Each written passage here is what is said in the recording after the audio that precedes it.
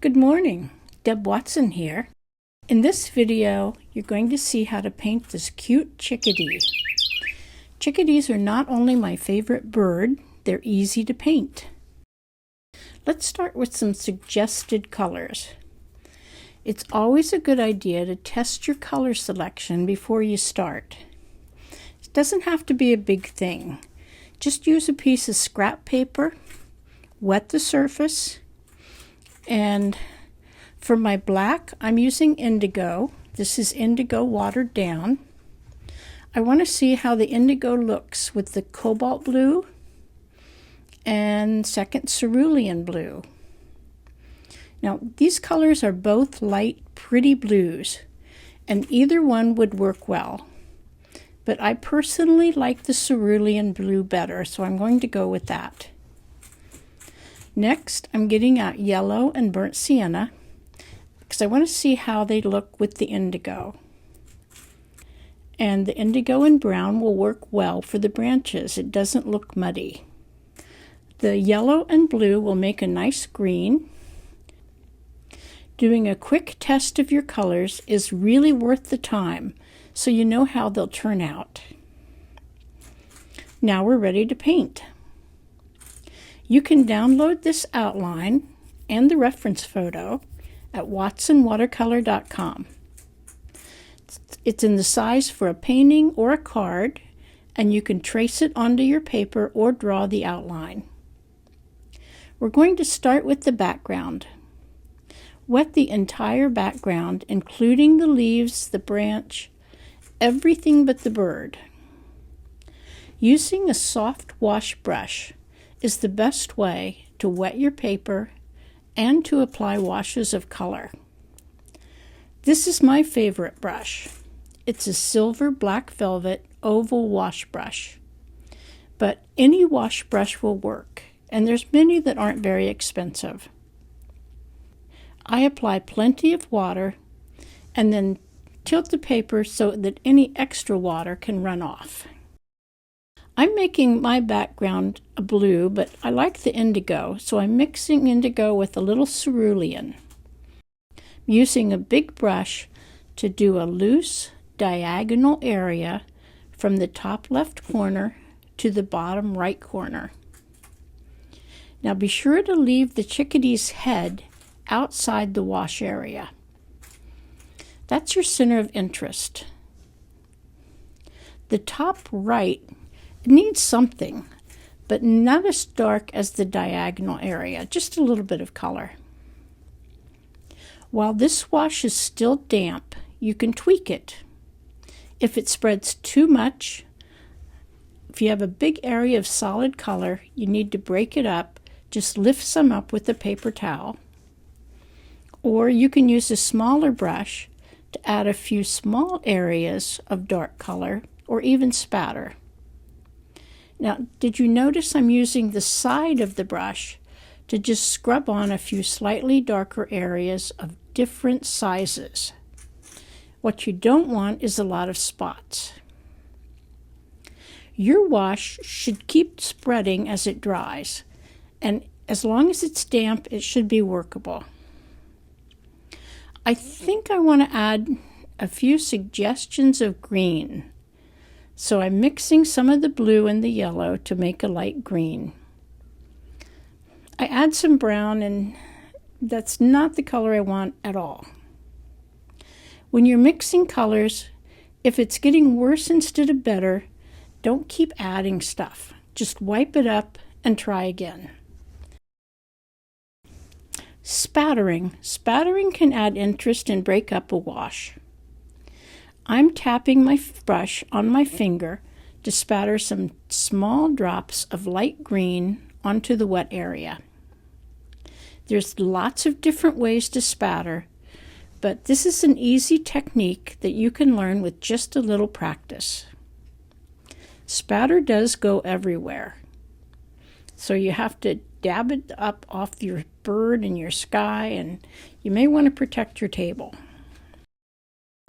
You know, it's hard to quit once you start painting, but try to keep your background simple. You want your viewer's attention to stay on the bird. You can always change it later also, but once you have something you can live with, dry it well. If it dries too light, sometimes watercolor dries a lot lighter than it looks wet. And if yours does that, you can re-wet the area and add more color. Next, we're going to paint the branch. I'm using a mix of the burnt sienna and my indigo, or brown and black. Now the goal for the branch is to have variation in color and value. That means you want some areas light in color and some areas darker. Some areas more brown and some more darker brown or black. To create lighter areas, just add water, or you can dab up some of the paint with the paper towel. I'm painting around the bird's feet, but if you're working small, you could just add the feet with an ink pen later. The feet aren't that important, and you don't want them to stand out too much, so don't sweat it. Now these branches get thinner and lighter at the edges. If you have trouble making a thin line with your brush, you can also apply paint with the toothpick, or use a special brush called a liner, or just use a pencil or ink pen. When the branch dries, we can finally paint the chickadee. You want a real dark black for the head area, the eye, and under the beak. So don't make it too watery. Use fairly thick paint. I want the top of the head to look a little bit lighter, like the sun is shining on it. So I'm going to add water to mine to lighten the color. And then I just use a damp brush to lift some of that color back up because it keeps filling in. The bottom beak is also black. The top of the beak is going to be a gray. Now the tail is gray, but it needs to stand out from the sky. If your sky is light, you can make the tail darker gray. If your sky is dark, you can leave the tail a lighter gray. The wing is darker at the bottom and lighter gray at the top, but try for a smooth blend of color between the dark and the light. You don't want it to look stripy.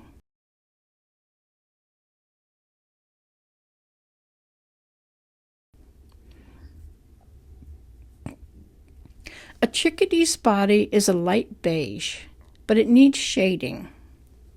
Now it's easier to do shading on a wet area. So wet the body with clean water. Work in some of your gray, or you can make a beige with your brown and just a little gray.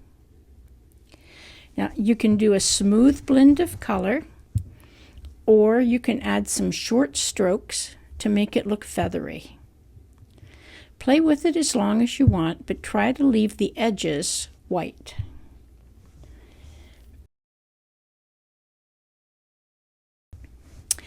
The head in the white area is going to get a little bit of shading under the black stripe and eye, but leave a little bit of white right under the eye.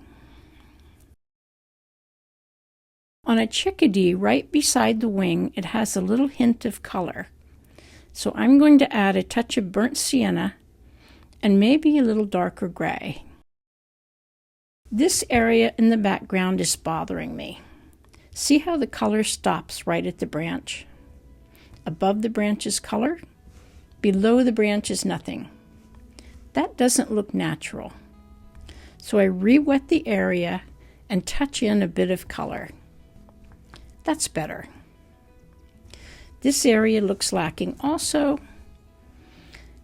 Getting your background just right is something you can work on throughout the painting. Now for the leaves. Remember, once again, the goal of the leaves is not to have perfect green leaves, it's to have variety and have the colors match the rest of the picture. So don't use a tube green. Generally, it's going to stand out and distract from the chickadee. Mix your own green with the yellow and the blue, or the yellow and the black, and use a little bit of brown. Foliage and landscapes always have more brown than people think, and adding it in will make your paintings look more natural. The background leaves, the ones that are the farthest away, will be very light and watery. The ones that are closer can be a mix of your greens or a mix of green plus brown. Try painting part of a leaf with one color and then the rest of it with a different color, and just let the colors mix on the paper. Variety is so much more important than carefully painting each leaf the same. Now, when you're working so close to your picture, it can be difficult to get any variation. Try setting the painting up and stand back about 3 feet. If you can't see variation from 3 feet away, you need to add more variation. You need to add more darks and lights, even if it doesn't look quite right when you've got your nose against the paper. Back to the chickadee, I'm going to add a little more color, some feathers under the eye, some in the body and the wings. You can suggest a lot of feathers with just a few subtle lines. Last, I'm going to use an opaque white to put a dot in the eye and make some feathery edges on the white areas. This is optional, but I think it adds a nice touch.